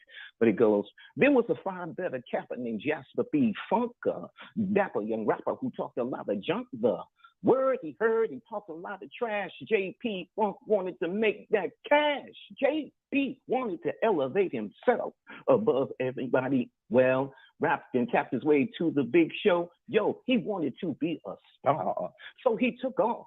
Kind of ego tripping, lips flapping and rapping. He called it ripping. Talked about his clothes. He talked about cars. He talked, but he took the talking too far. Because he talked about Uzis. He talked about killing. He talked about being cool. He called it chilling. Walking around with a b-boy stance and trying to scare the world with a penetrating glance. But the sun goes around. He came around, grew up, and he put the gun down. From a gunslinger, became a Muslim singer. He said, yo, we got to change this singer. He said, tell Joe Fly and tell Joe Spiffy, we coming through the town, coming through the city, going to expose the things that are corrupt and that stop good people from waking up. And when we speak to the weak, we'll right their wrong, teach the truth to the youth and make them strong. On the respect, protect, put you in check. Yo, we coming, yeah, we coming correct. So get it right. Huh? I said, get it right. Huh? Yeah, get it right. Huh? Get it right, get it right. Yeah, come on. Oh my goodness. Oh Come my on. goodness. And from gunslinger to Muslim singer. See, I wrote that down. Oh, I love it. I love it. I love it. From a gunslinger to a Muslim singer. Brother. That's how it goes. May Allah That's what happens. That is beautiful. Alhamdulillah. And I like pinpointing. You know, they say this day and time, it takes like 7 seconds, I think. Oh, I forgot from last year. 7 seconds for people to get. I got that one. Gunslinger to Muslim singer. I'm one. You won me with that one. Alhamdulillah. That's all I got to say. From gunslinger to Muslim singer. You know, that's exactly how it happens in the culture. That's how it happens in the culture when people embrace Islam. Right. They go from a gunslinger, you know, all this hardcore man, and become a Muslim. Become Muslim. And see, and just for them to hear that right there, attract them to Islam. They say, it's a Muslim from a gunslinger to. We don't even know. Half the people, we've had a couple of people come on who were in gangs that came on and spoke for AM 360. You don't know. A gunslinger to a Muslim singer. Okay, I'm done. I don't have to say anything else for the rest of the show. Alhamdulillah, Alhamdulillah, Alhamdulillah. I reward you. Alhamdulillah. That's one of the, Alhamdulillah. That's one of the reasons you called why. for it. I mean, you asked me to do it. I know. I know. You we got to hear another one. I know. And so we got to hear another one before you go. But up until now, right now, I'm good for the next 2 or 3 minutes. All right. Allahu Akbar. Oh man. Alhamdulillah. Yeah, and that's what we think about and do here on the CWSC Friday Roundtable. We try to bring people that are doing things, that are making a difference, that are just out there helping in the cause, you know, and making a difference in your community. Period. Yes. And that's what we're all about here. So alhamdulillah that you were able I just would like to say that we have you know, what I have just expressed. I mean, I'm just one person. We have thousands of Muslims. I'm talking about Muslims, young. I'd like to give a shout out to Vasha Shannon, Misunderstood. She's one of the most powerful Muslim hijabi hip hop artists that I know. I mean, she can really go, and she's very good as far as our wordplay is concerned. And there are many. We just have to be able to give them a platform, and that's what we should be doing in our communities, in our local communities. You know, giving them an opportunity to express it, because they can. They really can. Oh boy. Absolutely. Absolutely. And that's what this platform, these type of platforms, that's what we need, because now we're in the system where we can use computers and podcasts, and there's so many mediums that there's no reason why we can't get it out. It should be on one platform and just continuously ran. Yes. That's what I did. That's what I did on Facebook and Instagram. I have these long pieces. I have a love piece that I did that was it was about 7 minutes long. I just cut it up into like 4 or 5 pieces and put it on, and they're getting good, excellent responses. And the interesting thing about the love piece is that it's not talking about this idea of love that's in the atmosphere today, which is so hardcore. But it's just talking about that Marvin Gaye kind of love, that. Oh that, man. That way that love, used to be expressed, back in the day. It's just talking about it from like that, between a man and a woman, real love, not like the stuff that they got going on today. It just doesn't hit it, man, as far as love is concerned. And you're right. And surprisingly, this generation loves our generation's music and dress and speech. Yes. So yeah, they all my kids all know, whenever they know it's called Soul Channel, whatever channel. Yes. They all start singing. And one of my friends said she had no idea my kids knew all of those songs. Yeah, because that's all their mom and daddy plays. They don't die. Truth does not die. Absolutely. Truth does not die, And it's unfortunate that today, as far as the culture is concerned, is everybody's, into this vanity thing, man. I mean, this is a vain culture right here, man. Woo. I have to mention this. I do 2 shows on American Muslim 360, living in the upload life. We did it before Ramadan. We had a couple of problems with the show. The past 2 weeks we've had a couple of problems with coming on, but inshallah we look forward to continuing living in the upload life, just because we have a lot of pioneers in our community, and we just like to keep them informed about what's going on as far as living in the World Wide Web, social media concerns. So what we try to do is just break it down, and so that they can see that social media, it can be a plus, but it can be a negative too. It's a double-edged sword, and it all depends on the way that you use it.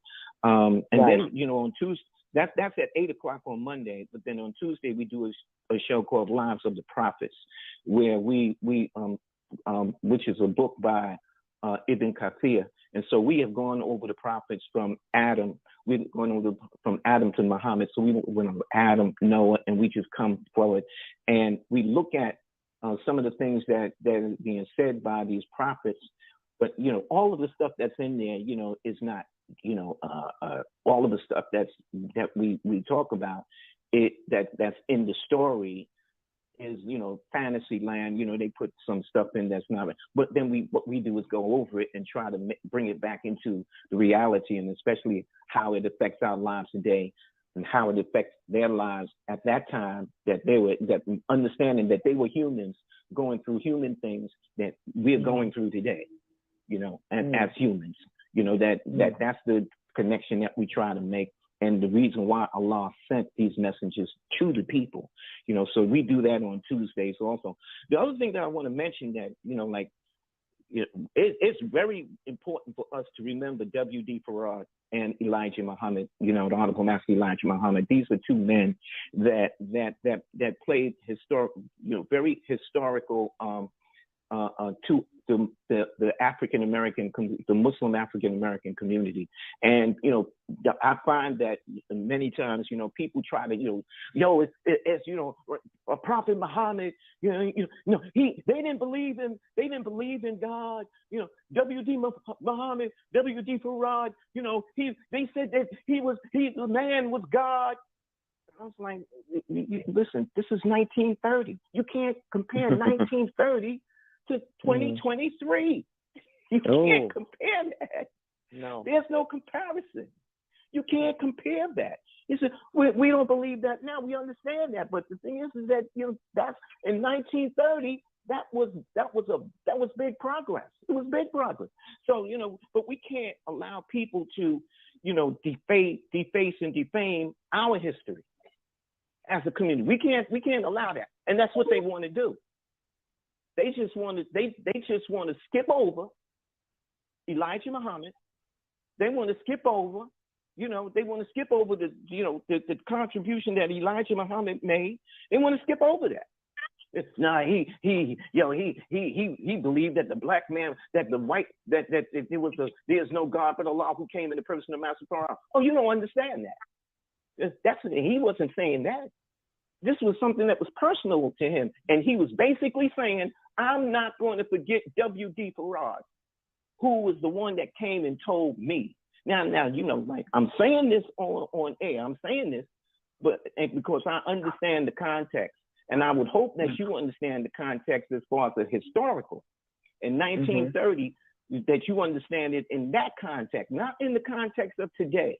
The Nation of Islam don't even believe that today. They say it because they don't want to forget the history. That's why they continue to say it, because they don't want to forget the history that W.D. Farad and Elijah Muhammad brought. So that's why they continue to say it. But their whole thing, the Nation of Islam, is still about black empowerment, black people. That's what their mission is. That's not the mission of the Sunnah path of Prophet Muhammad sallallahu alaihi wasallam. That's not our path. But they do recognize that there's no today.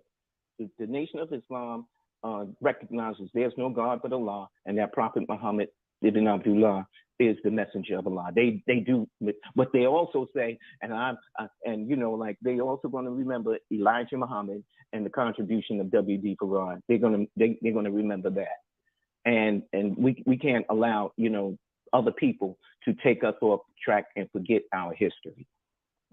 That's all I'll say about that. Absolutely, you understand? You're absolutely correct. It's just what we just said. Yeah, I can't even add to that. Alhamdulillah. Right. We can't allow that. Yeah, you can't, because it's a part of history. And the thing is, and it's part of. And let me say, yes, go on. And that there have been many. There have been many who have come. I'm talking about today as false prophets. They've come, and they do not exist. But one person who continues to exist today is Minister Louis Farrakhan. Because then the only reason why he continued to exist is because Allah has continued to allow him to exist. Absolutely. It's not because, he got some special power. Allah has continued to allow him to exist. And that's all I'll say about that. That's all I'll say about that. I'm just shaking my head, brother. You're absolutely, just keep talking. You're right. I mean, we need to hear this. It needs to be a reminder for everybody. Everything. I mean. Brother William, we're going to go on and take a station identification break. Just a short one. If you want to have any questions, you can raise your hand to get in the queue. We're going to take just a little break here. When we come back, we're about 10 minutes to the hour. So we got about 10 minutes here. So I'm going to go to a station identification break. We'll be right back. And like I said, anybody have any questions, you can, inshallah, press 1 to get in the queue. Don't touch that dial. We'll be right back, inshallah. What is American Muslim 360, you ask?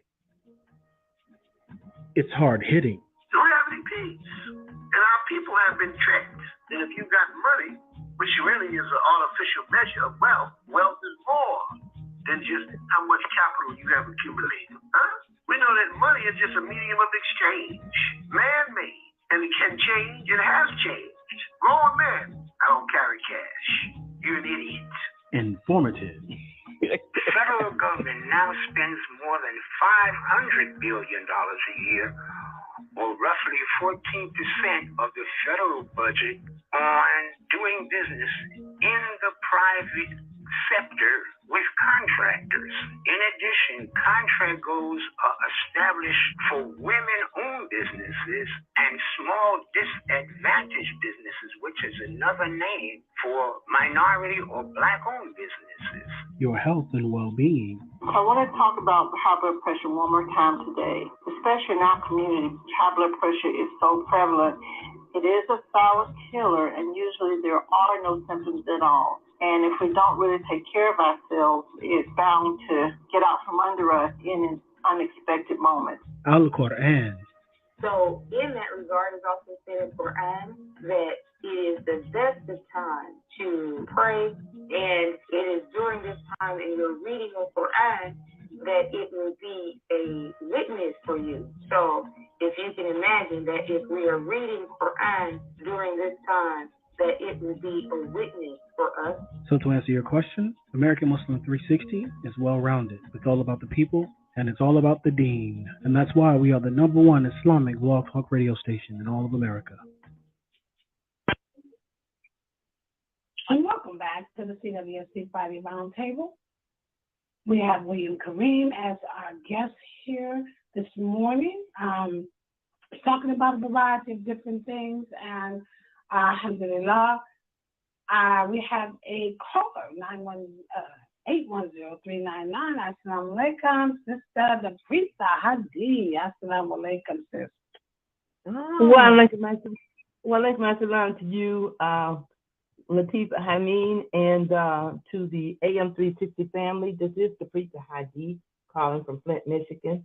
And I had a question for the ex-gunslinger.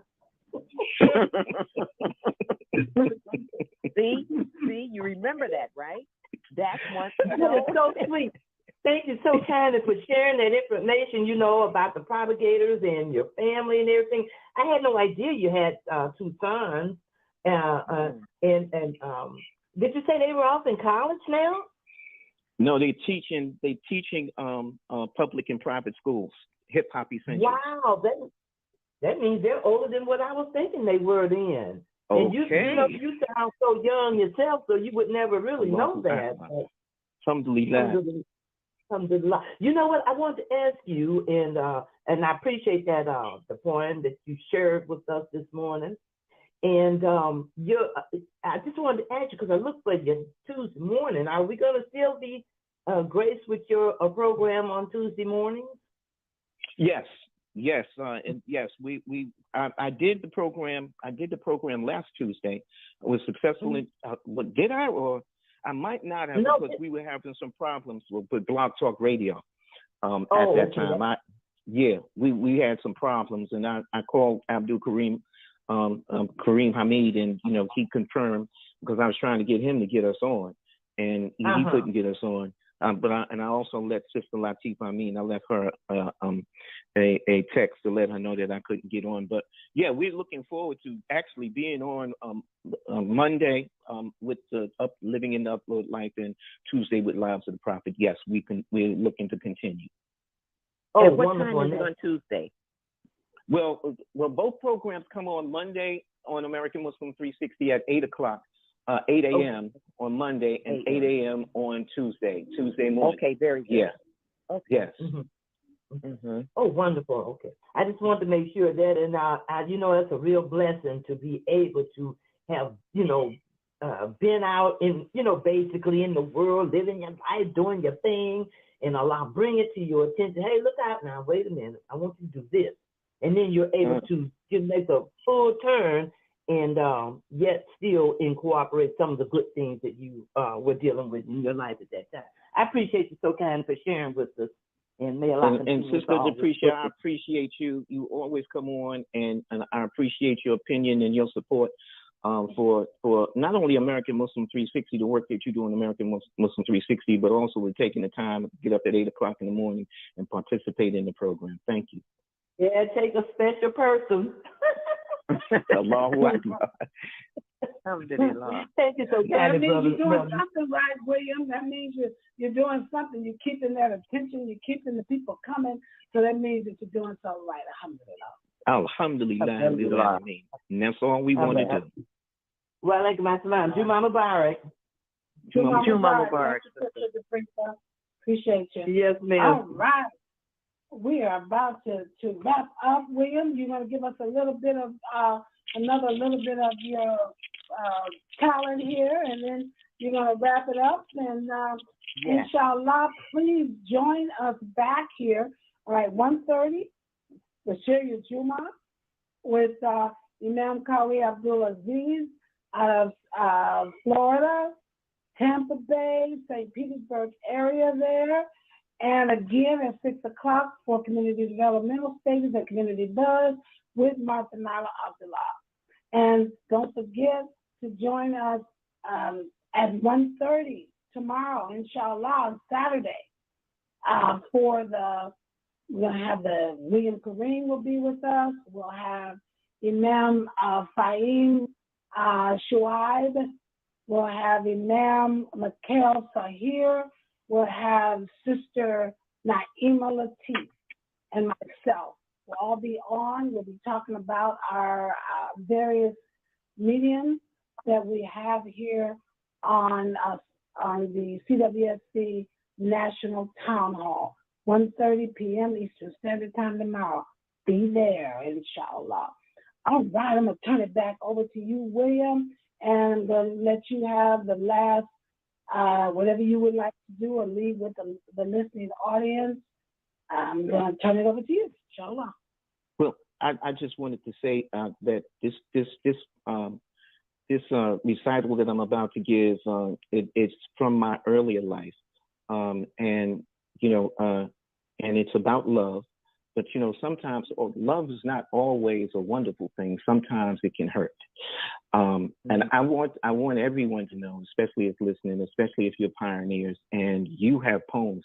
Your poems are really important today because the poetry that you may have made years ago, it is important for younger people to hear, because these ideas about love, about life, are just different today than it was back in our time. And a lot of times, the stuff that we have done back in our times, it is just more accurate about some of the subjects. This one is, about, being hurt in love. And it goes, what would I give to erase the past? Up to that time that we were together last, to rule out the chance that was taken by mere fate.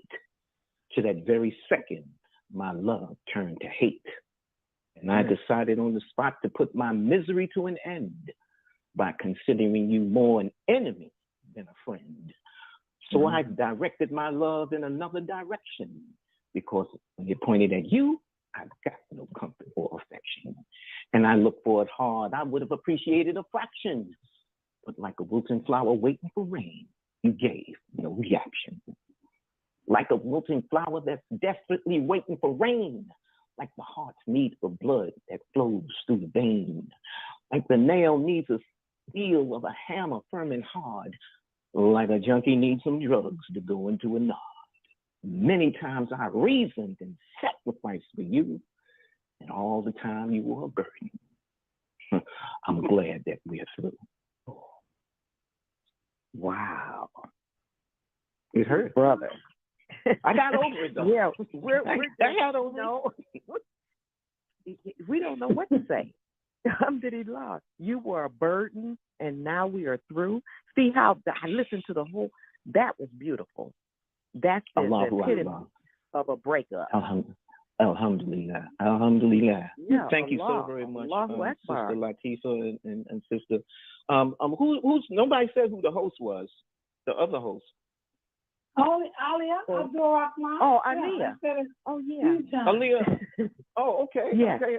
Alhamdulillah. Right. Yes. Alhamdulillah. Yeah. Thank you, sister. Alhamdulillah. You're welcome, brother. Alhamdulillah. Thank you. I mentioned her name a couple of times. Yeah, and I'm and I remember. I'm getting old, sis. My hearing is not as good as it used to be. See? Yes, it is. It's just as good. You got to do it. Now you got to do a song because you forgot my name. So, we got to do one. What's the name? Alia. Alia, and my last name Abdur-Rahman. But I want you to do on memory. if you can do one on memory, because I'm working with a lot of seniors, a lot of people could benefit from that, and it could be played at a senior citizen place. That's you're gifted. Your gift is what I'm looking at and listening to, and may Allah continue to reward you. And that's what I'd like, really, to play it at senior citizen places. That's where I go, and that's where I help out and work, and that's beautiful. May Allah bless you, continue to bless you for that, because that's important. That's really important. Alhamdulillah. Alhamdulillah. Yeah, our senior citizens, our pioneers, they're important. They're that's important, right. you know? They are. That's right. We can't forget them. We were together. I'm writing it down. We were together, and now we are through. Yes. Is that what? Okay, good.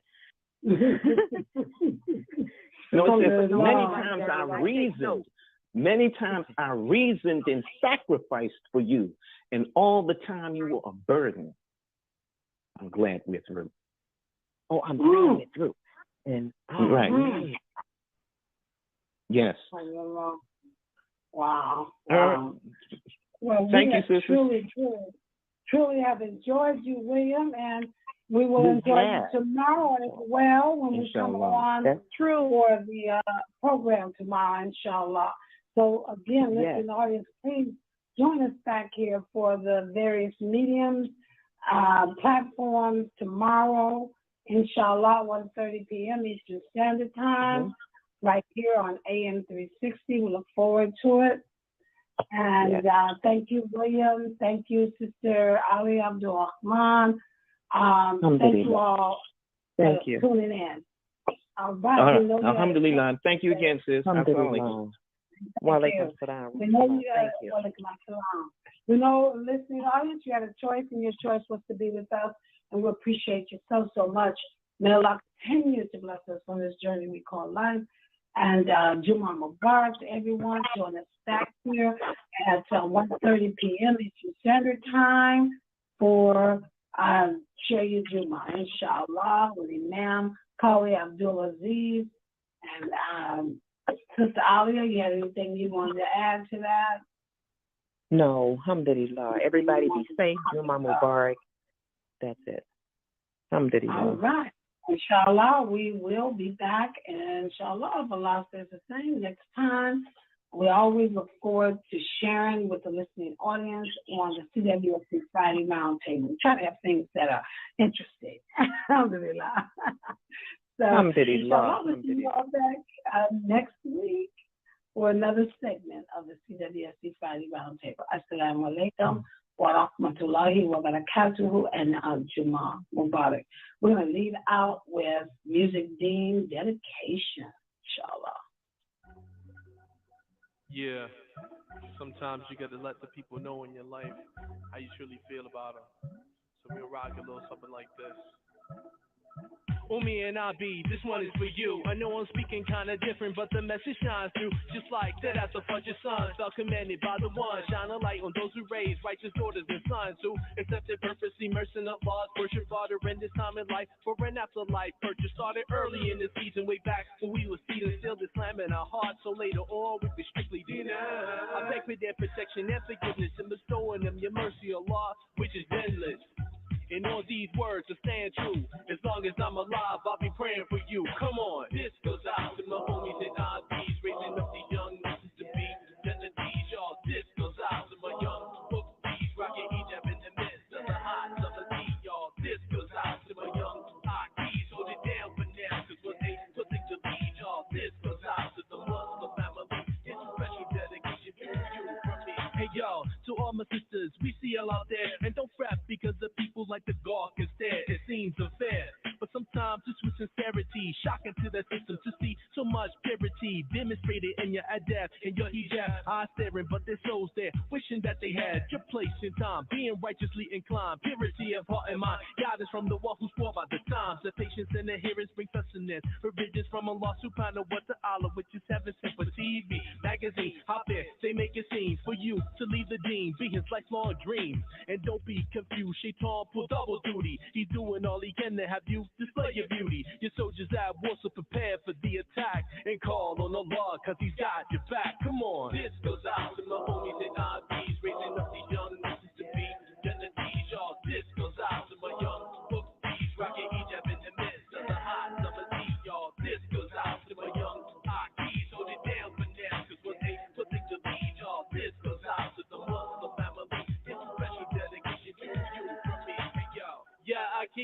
Shabab Muslimin, future leaders and receivers of this blessed deen. To me, it seems Shaitan got us caught up in the scheme, making our mission in life to cop that cream. And don't make me out to be one who like misunderstands, cause I know one of these days you'll support the fam, but who's gonna be left there to support Islam? It's like my sisters heard the call, but what happened to my mans and them? Catch these gems, cause the biggest is slim. The outlook for the men right now is looking pretty grim, except for y'all who been in it since the beginning. Even in the ninth inning, when the other team was winning, you were still in it, volunteering and God-fearing, adhering to the call of Allah, orienteering the deen to the status where it's supposed to be. And that's why I'm rocking this here, I keep. Come on, this goes out to my homies and aunties, raising up the young men.